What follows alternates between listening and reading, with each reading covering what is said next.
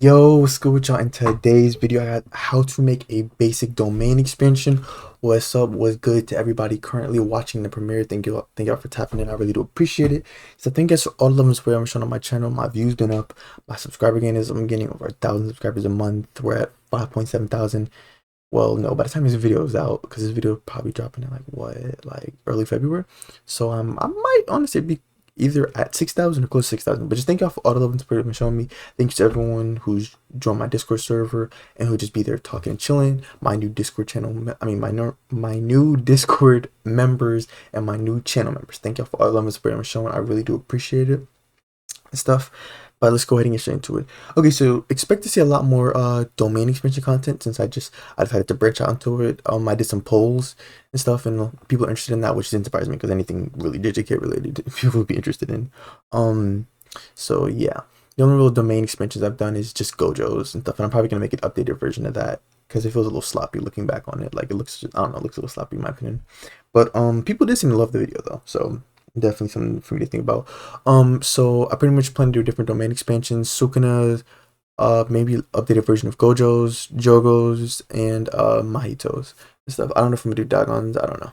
But to pretty much explain what this video is, I just want to clarify something. I'm not making a specific domain from like for a character like from this. This is showing you how to make your own domain expansion, like just like a basic overall of like here's how you make a domain expansion. Here's the framework, and you can edit it, modify, add things on along and stuff. I'm just giving you guys like the idea. Now my future videos are gonna show specifically how to make, you know, Sukuna's domain, how to make Mahito's domain. You get what I'm saying? So yeah, that's what I'm gonna do. And credits to uh not the strongest battlegrounds, sorcerer's battleground and stuff. I've been playing that game for like the last month. I stopped playing the strongest battlegrounds. I've been playing sorcerer's battleground and stuff. So shout out to them because I took the inspiration for the domain expansions from that game and stuff. So yeah, but anyway, let's go ahead and get straight to the video.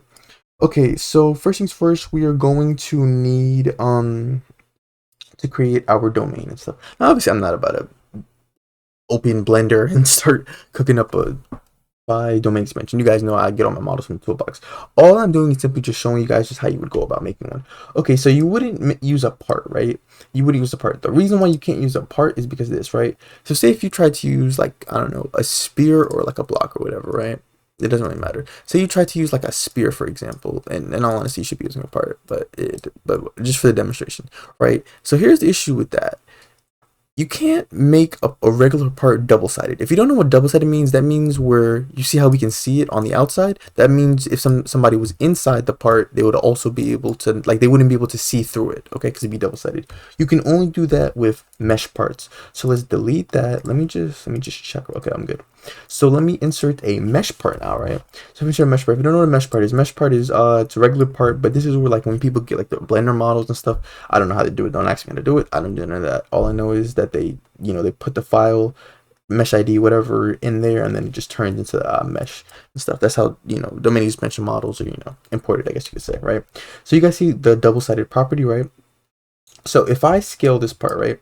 If I scale this part, and then make it into like a cube, right? So if somebody was inside, you guys see how we can see through it. We don't want players to see through it, obviously. We want them, you know, to like they're supposed to be trapped inside. I mean, they'd still be trapped, but we still want them to not only literally be trapped, we want them to like, you know, essentially feel like they're trapped. So we're going to enable the double-sided property, right? And you guys see how we can now look like it's kind of weird, but like let me just move it up.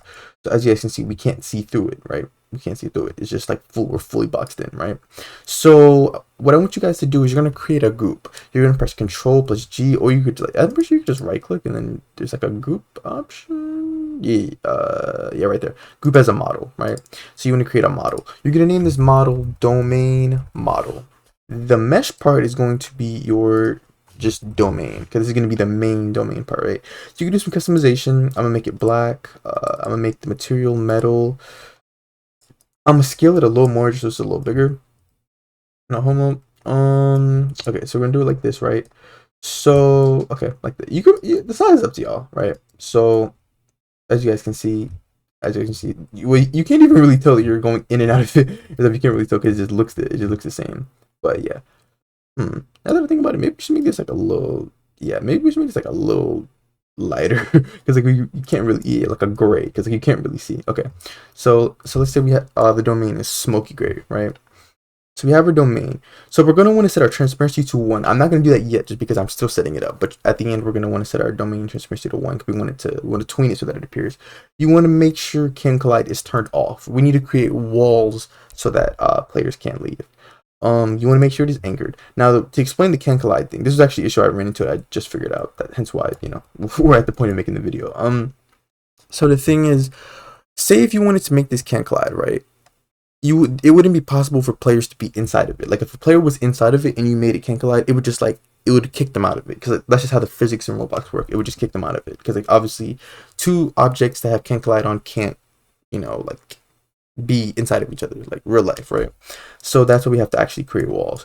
So we are going to insert. We actually need to make floor and 4 walls, right? So we need so the reason we need a floor is well, obviously. So I mean, even though it should be spawning right above the the base plate, I guess it's just generally it's a good idea to have a floor. Like just generally it's just safer way to go. So we're gonna create a part, right? For this we're just using regular parts. I mean you could use mesh parts, but you really just need a regular part. So I'm gonna take the regular part, I'm gonna move it inside, and then we're just gonna do some scaling. We're just gonna do some basic scaling, basic building skills, right? Because y'all already know I'm not a builder, I am simply a scripter. So don't expect this to look nice or anything. Okay, so once I do that, you can really just scale all the way down. You literally just need it so that players aren't just falling through or walking, running, whatever through the domain. Okay, like I mean, sorry, not through. Going like outside of it, going in and out of it, I should say. Yeah. Okay, so like boom. So just make sure it really covers the entire thing. This will be the floor, like I said. So for this, you want to make sure it's anchored. Now for this, the walls and the floor, you want to make sure Can Collide is turned on, right? And then you could just name this floor. And then of course transparency is going to be set to 1. We don't want players to be able to see it, right? We want to make it seem like whatever your domain looks like is what's actually keeping them inside. So then we could really duplicate this. So Control D, and then I'm gonna set the transparency to 0 just so we can obviously see what we're working with here. And then I'm just gonna rotate it. Let me see. So I'm gonna rotate it 90 degrees. Or okay, that obviously didn't work. Let me try X. Okay, there we go. So I'm gonna rotate it. And then I'm gonna move it over. As you guys can see, it is definitely it's definitely too large for the wall, so we're definitely gonna need to scale it down. So I'm just gonna scale it, just scale it to fit. Boom, boom, and that. Okay, that looks good. Okay, so once we've done that, we can then simply duplicate that. Then you're just going to move it over to the opposite. Oh, okay, that's the wrong arrow. You're going to move it over to the opposite side. So like boom, right? Then you can duplicate it again. By the way, duplicate by pressing Control D or just selecting it and pressing duplicate in the top left. And then for this same thing, we're just going to rotate it. So like, I don't know, 180 maybe? Or sorry, not 180. Let's see. No, that wouldn't work. Okay. Maybe, let me show you. What is 50 looking like? Okay. So 90. And then I think, okay, yeah. Then 90 again. Okay, yeah, there we go. It's like 90. Okay. So we're going to do that. And then, of course, we're going to have to, obviously rescale. We're obviously going to have to rescale this because clearly they're not the same size. Oh, actually, I might have lied. I'm not going to lie. I might have lied. They actually are the same size. Huh, interesting. Well, anyway. Or actually, no, they're not the same size. It's close, but not exactly. Anyway, then we're gonna do the same thing. Duplicate this, move it over to the opposite side, right? Boom. Now we have 4 walls. Just making sure make sure they cover walls, floor, and you're good, right? And then of course you could just name everything, just generally so you can know what's what. So wall 1, wall 2, wall 3, and lastly wall number 4. Boom, right? Then what we're going to do is we're going to make all of the walls transparent as well as the domain itself transparent, right? So once we have done that, we can take our domain model and move it into server storage. Now we get into the actual scripting. Okay, so first things first, you guys, we know we're going to need an NPC to test the domain on. So I'm going to click avatar at the top, rig builder, and insert a block avatar, right? So then I'm going to create a remote event. So let's insert a remote event into replicated storage. Click the plus icon, click remote event. We're going to name that remote event combat event. Boom. Then I'm going to open up starter player. Oh, actually, I forgot to mention one thing. So I do have a domain expansion sound. Literally go into the toolbox, type in domain expansion. Under audios, you will find it. You will find the audio. Here's what it sounds like. Now it is Gojo's domain expansion. I mean, it is Gojo's, like, like, obviously, the audios from him and stuff. But you guys get what I'm saying.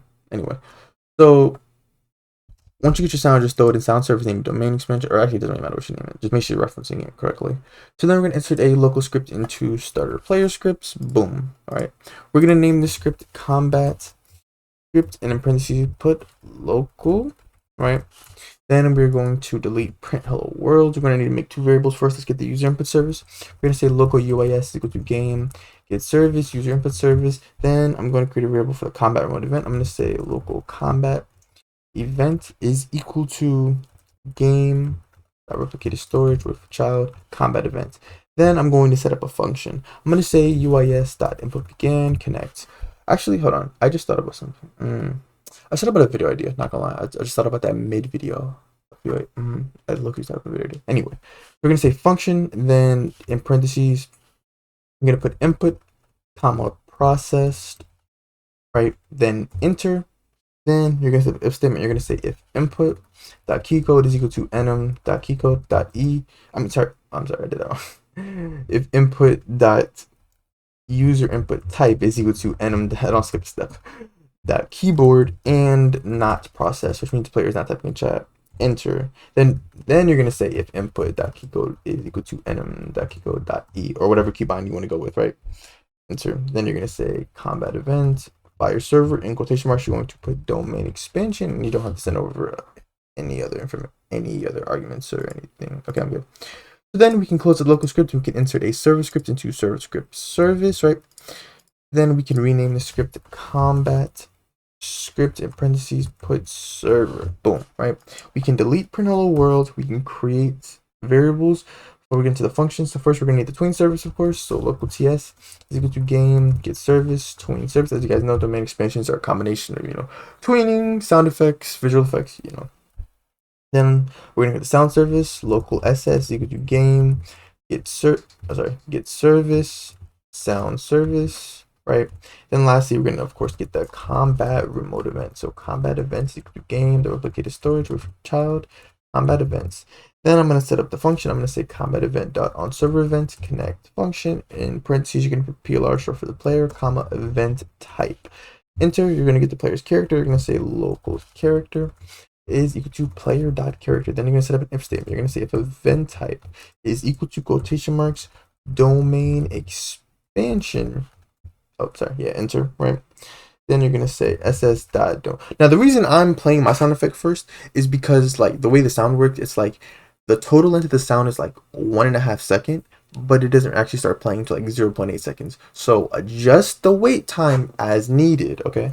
And if you're having issues like consistency issues with like the sound playing before the domain, like I'm saying, well, the sound is supposed to play before the domain expansion happens, but I'm saying like if it's like the sound plays and then like 5 seconds later the domain starts, playing and whatnot. So we're going to say time position is equal to 0.5. Once again, this is for my specific audio. It may be different for yours. So ss.domain expansion, play, then do task.wait, little delay, 0.8 seconds. Like I said, it takes about 0.8 seconds, right? For to finish. And then we're going to clone over the domain model. So we're going to say local domain model is equal to game, the surf storage.domain model.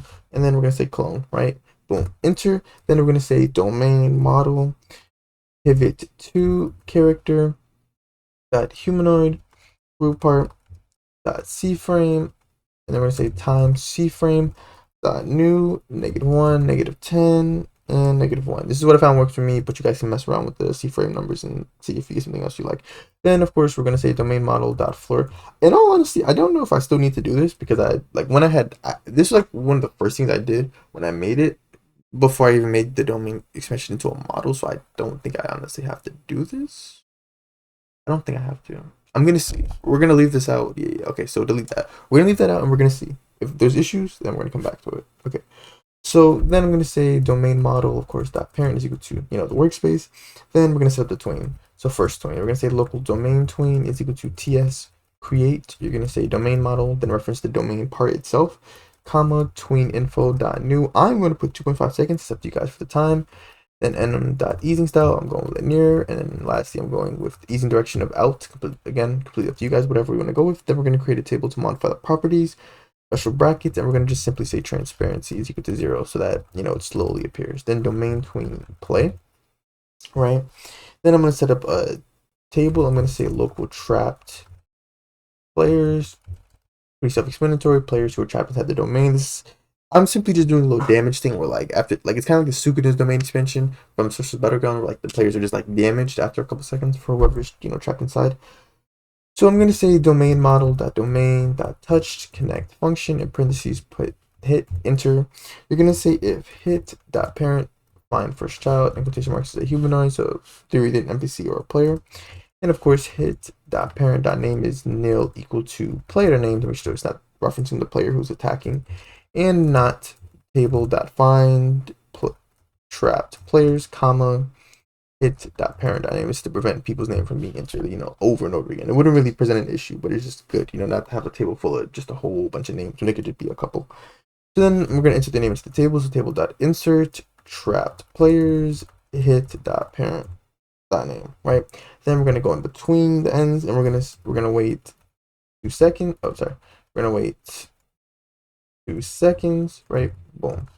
So after we waited 2 seconds, then we are going to set up a for loop to do damage. We're going to say for I comma v in pairs. You're going to say trapped players enter, right? Then you're going to say if game dot workspace find first child v and table dot find trapped players v, right? Then we're going to go here, press enter, right?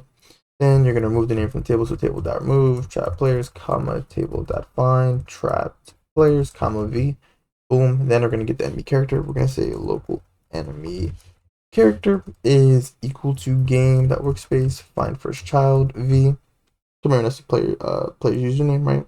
Then I'm simply just going to say enemy character dot humanoid dot health is less than or equal to 10. How much damage you want to do, right? Boom.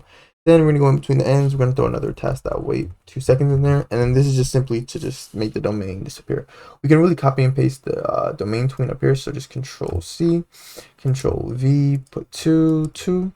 Now for this, you're going to want to actually, you're going to want to actually use a for loop. So we're going to want to say, go right here, right? You're going to go after it. And you're going to say for I, V in pairs. You're going to say domain model, get children, enter, right? And then you're going to want to copy and paste the domain tween thing and put it inside of it, right? So boom, you're going to replace, for the instance, you're going to put V, right?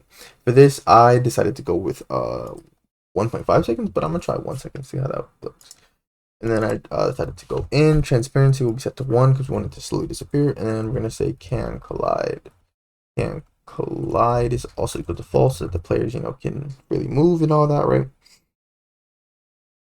And then once that is done, we are simply just going to go after it. And I could use it a debris service, but it doesn't matter. Let's wait about, I don't know, like 2 seconds after it's finished. And then we can say domain model destroy. Boom, just like that, guys, we have finished a basic domain expansion. Let's go ahead and test and make sure it works. As always, if you guys want access to any of my scripts or models, you guys can become either a channel member or a Discord subscriber. Link to either one of those options can be found in the description. Yeah.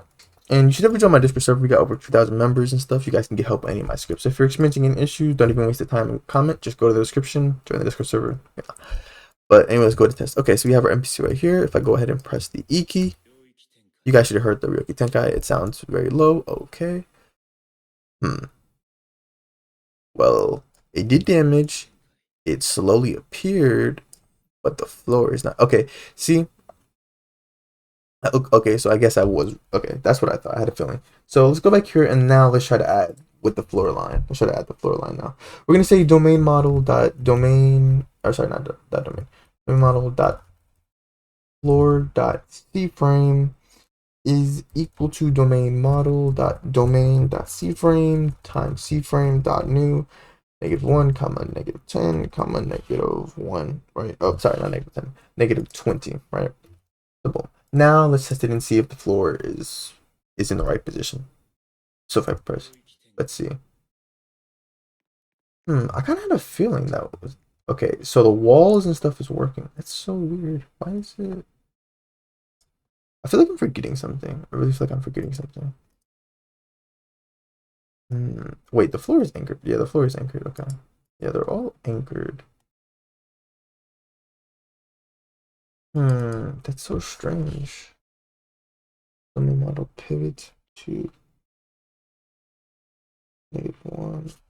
I see the issue. I see the issue. The domain is actually isn't being raised high enough. Okay, so sorry, this isn't 10. This is supposed to be 18. That's supposed to be 18. My fault.